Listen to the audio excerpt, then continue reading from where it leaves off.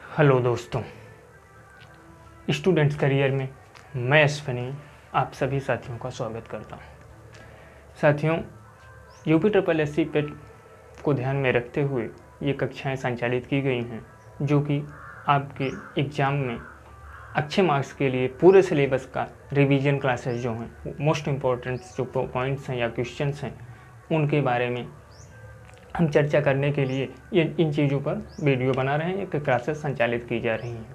साथियों, अगर UPSSC पेट का सिलेबस देखा जाए और इसमें बात भारतीय संविधान की जाए तो यहाँ से हमारा जो भारतीय संविधान का सिलेबस उसमें दिया गया है कि हम UPSSC पेट द्वारा की मूल अधिकार से क्वेश्चंस पूछे जाएंगे। साथियों, आज हम मूल अधिकार से संबंधित ही चीज़ों पर चर्चाएं करेंगे। मूल अधिकार की बात करें तो मूल अधिकार जो है ये हमारे संविधान के भाग 3 में दिया गया है। साथियों, मूल अधिकार का भाग 3 जो है वो भारतीय संविधान के मूल अधिकार को रिप्रेजेंट करता है। साथियों, बात किया जाए अगर मूल अधिकार की, तो मूल अधिकार जो है ये हम सभी नागरिकों का सरकार अपना अधिकार है जिसमें सरकारें हस्तक्षेप नहीं कर सकती। अगर सरकारें हस्तक्षेप करती हैं तो ऐसी स्थिति में यही मूल अधिकार में अनुच्छेद 32 जो है वो हमें सुप्रीम कोर्ट हमारे मूल अधिकारों के संरक्षण प्रदान करने हैं। सुप्रीम कोर्ट हस्तक्षेप करता है, हमारी मदद करता है। साथियों, अगर बात करें मूल अधिकार की तो मूल अधिकार हम लोगों के लिए हमारा संविधान जो है वो 6 प्रकार के मूल अधिकार प्रदान करता है। बात करते हैं साथियों, अगर पहले मूल अधिकार की तो इसे हम समता का अधिकार कहते हैं। दूसरे की बात करें तो वो स्वतंत्रता का अधिकार है। तीसरे की बात करें तो शोषण के विरुद्ध अधिकार है। उसके बाद चौथे की बात करें हम तो धर्म की स्वतंत्रता है। पाँचवें की बात करें तो विधि के समक्ष समता का अधिकार है। उसके बाद पाँचवें की बात करें तो संस्कृति और शिक्षा संबंधी अधिकार है। और अगर हम छठे की बात करें तो संवैधानिक उपचारों का अधिकार है। साथियों, इसमें अलग अलग चीज़ें दी गई हैं। जैसे अगर कहा जाए समता का अधिकार, समता के अधिकार की बात करें तो ये अनुच्छेद 14 से लेकर के 18 तक हमारे संविधान में वर्णित है। साथियों, अनुच्छेद 14 से लेकर के 18 में देखा जाए स्टेप बाय स्टेप तो आप पाएंगे कि अनुच्छेद 14 जो है ये हमारे अधिकारों की बात करें तो इसमें विधि के समक्ष समानता का अधिकार, समानता का अधिकार। कहने का तात्पर्य ये है साथियों कि हिंदुस्तान में जितने भी नागरिक हैं विधि के समान कोई भी कानून जो है या कोई भी नियम जो है वो किसी भी नागरिक के लिए ना तो जात या लिंग भेद या समुदाय के आधार पर अलग नहीं हो सकता, बल्कि जो भी कानून है या जो भी चीज़ें हैं वो हमें समान रूप से बांटी गई हैं। उसी प्रकार अगर अनुच्छेद 15 को देखा जाए तो ये कहता है कि भेदभाव के विरुद्ध अधिकार। भेदभाव विरुद्ध के अधिकार की बात करें हम तो साथियों, भेदभाव के विरुद्ध अधिकार से तात्पर्य है कि भारत में जन्मा व्यक्ति अगर देखा जाए तो हमें वो हर व्यक्ति को अधिकार है जो कि जन्म, लिंग, जाति, रहन सहन के आधार पर हम किसी भी व्यक्ति के साथ किसी भी प्रकार का भेदभाव नहीं कर सकते हैं। साथियों, इसके बाद बात करें हम अनुच्छेद 16 की तो ये है अवसर की समानता का अधिकार। साथियों, अवसर की समानता से के अधिकार से तात्पर्य है कि अवसर की समानता का मतलब सीधे सीधे हम ले सकते हैं कि जैसे मान लीजिए गवर्नमेंट वैकेंसीज आती हैं तो गवर्नमेंट वैकेंसीज की बातें करें तो आप देखते हैं यहाँ पर जो जितने भी लोग हैं वो उसमें बिल्कुल एक समान अधिकार के साथ पार्टिसिपेट कर पाते हैं और वहाँ वो अपने लिए अवसर उत्पन्न कर पाते हैं। बात अनुच्छेद 16 की जाए तो आप और डिटेल में जाएंगे तो आप देखेंगे यहीं पर आरक्षण की भी बातें की गई हैं अनुच्छेद 16 में ही।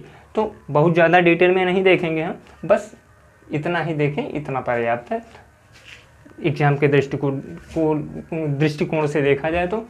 फिर आप बात करेंगे अनुच्छेद 17 की। तो अनुच्छेद 17 जो है वो अस्पृश्यता का अंत करता है। साथियों, अस्पृश्यता के अंत से तात्पर्य है भेदभाव।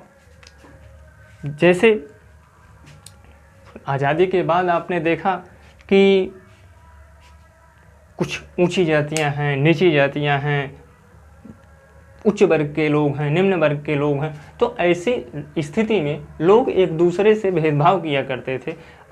लेकिन हमारा संविधान जो है वो इस चीज़ को लेकर के हमें ये अधिकार देता है कि हमारे साथ कोई भी भेदभाव नहीं कर सकता। साथियों, बात अनुच्छेद 18 की करें। अनुच्छेद 18 बताता है उपाधियों का अंत। उपाधियों के अंत से तात्पर्य है साथियों कि सेना, और यहाँ अपवाद भी है। उपाधियों का अंत, जैसे आप देखते थे पहले उपाधियों के अंत की बात किया जाए तो उपाधियों के अंत में स्थिति ये बनती थी कि जैसे पहले लोगों को लॉर्ड कहा जाता था, जैसे उपाधि के स्वरूप दिया जाता था लोगों को। जैसे आम आदमी थे, किसी को नेताजी कहा जाता था, या फिर स्वतंत्रता से पहले की बात है बापू कह दिया जाता था महात्मा गांधी जी को, या इससे पहले और लोग जैसे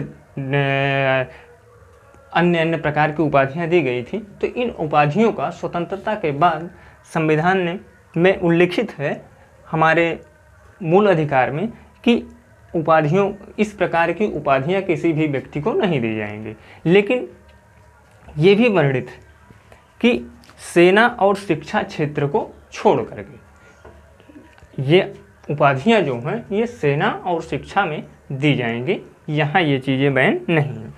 अब बात हम लोगों ने समता के अधिकार की कर ली। अब आगे की बात जो है वो आप देखेंगे स्वतंत्रता के अधिकार की।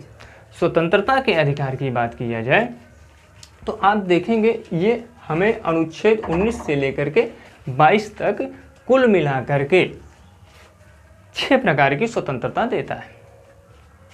अब अनुच्छेद 19 की बात करें, अनुच्छेद 19 की बात करें, अनुच्छेद 19 में जो है वो अभिव्यक्ति की स्वतंत्रता है।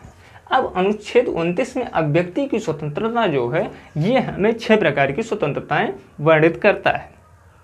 6 प्रकार की स्वतंत्रताएं जो हमें वर्णित करता है उसमें एक बहुत महत्वपूर्ण चीज़ें हैं जो कि हमें देख लेने की ज़रूरत है कि अनुच्छेद 19 ए जो है ये हमें यहाँ प्रेस की स्वतंत्रता दे। साथियों, ये बहुत ही इम्पॉर्टेंट चीज़ है, इसे आप विशेष रूप से देखिएगा कि ये हमें प्रेस की स्वतंत्रता देता है, तो ये आप विशेष रूप से देखें। उसके बाद आप देखेंगे कि अनुच्छेद 20 जो है ये दोष सिद्धि के संबंध में हमें संरक्षण देता है। फिर आप अनुच्छेद 21 देखेंगे तो ये प्राण एवं दैहिक स्वतंत्रता के रूप में हमें अधिकार देता है। फिर आप देखेंगे अनुच्छेद 21 जो है एक और चीज़ यहाँ इम्पोर्टेंट है। अनुच्छेद 21 ए कह लीजिए या अनुच्छेद 21 का कह लीजिए, ये हमें शिक्षा का अधिकार देता है कि कोई भी बालक जो है 6 से 14 साल तक का है वो हमें वहाँ उस बच्चे को निःशुल्क शिक्षा माता पिता तथा सरकारें जो हैं वो उपलब्ध कराएंगी।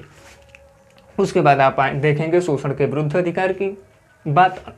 तीसरा मूल अधिकार जो हमारा है ये अनुच्छेद 23 से लेकर के 24 तक है। अनुच्छेद 23 की बात करें तो यह मानव दुर्व्यवहार एवं बलात् श्रम निषेध से बात देखेंगे आप यहाँ बलात् श्रम निषेध।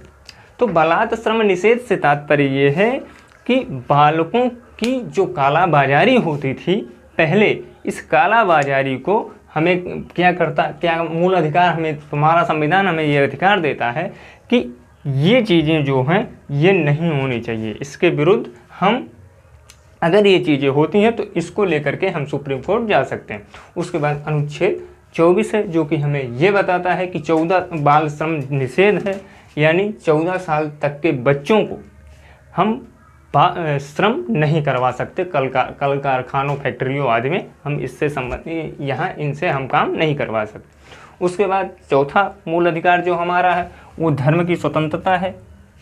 ये अनुच्छेद 25 से 28 तक है।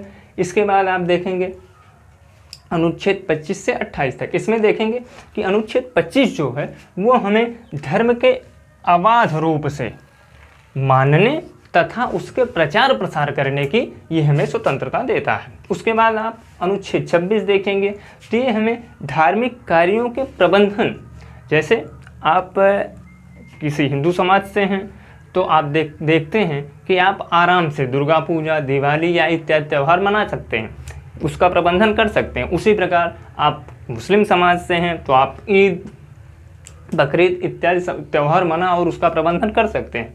ये चीज़ें हो गई, अनुच्छेद 26 हो गया।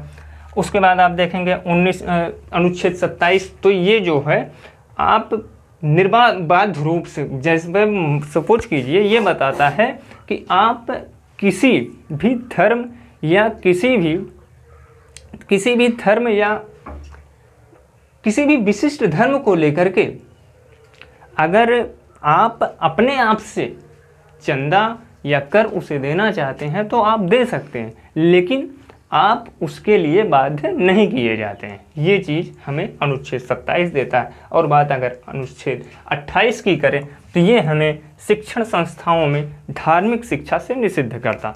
तात्पर्य ये इसका तात्पर्य ये है साथियों